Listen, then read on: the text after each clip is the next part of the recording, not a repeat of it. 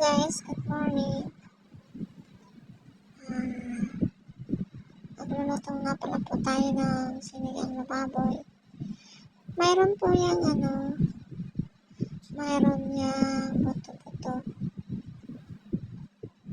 So, ganito ako magsigang guys. Alam nyo na yan kasi lagi naman yan ang aking ulam. So, pinakuluan natin yung ating buto-buto ng baboy. Tsaka, pag medyo malambot na, saka natin nilagay yung labanos. Actually, konti lang po yung gulay namin dyan. Kasi kami lang mag-inang kakain. Umagat ng halian na namin yung pagkain yan. Ulam.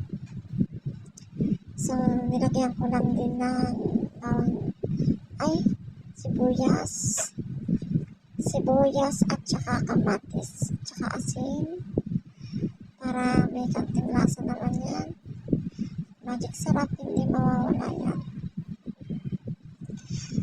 So, ganyan ako magluto guys. Hinalo-halo natin para bilis maluto ng kamatis.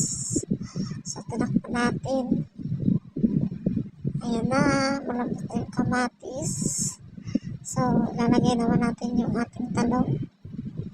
Isang pirasong talong lang yan guys. Kasi ako lang naman nakakain yan. Yung anak ko, kakain lang yan yung sabaw at saka yung laman lang. Pero yung gulay, kangkong lang kinakain mo dyan. Ganyan din ba guys ang anak nyo? Yan, nilagyan natin ng pampaasim.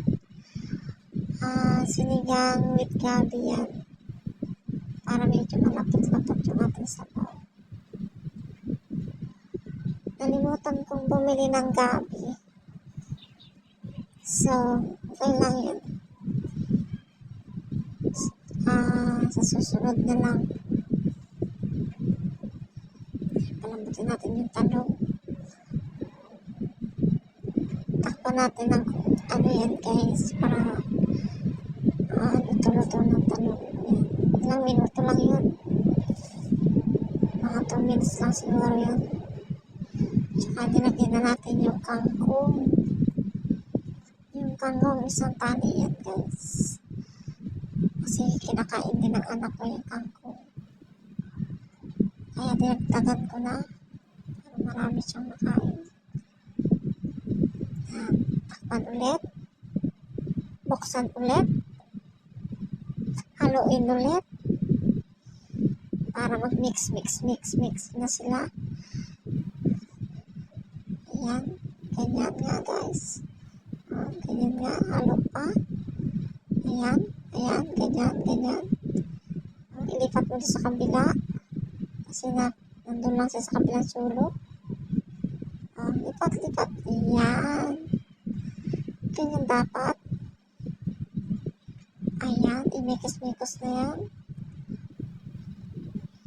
Tapos, konting pakulo-kulo pa yan. Para medyo maluto-luto yung kangkong. Ayan. Tapos na yan. Konting sunod-sunod pa ng video yan guys. Pero tapos na yun. Ayan pa isa. Oo yan. Ito na yan guys. Diba? Masarap. Tama-tama lang nasa niya. Thank you for watching guys.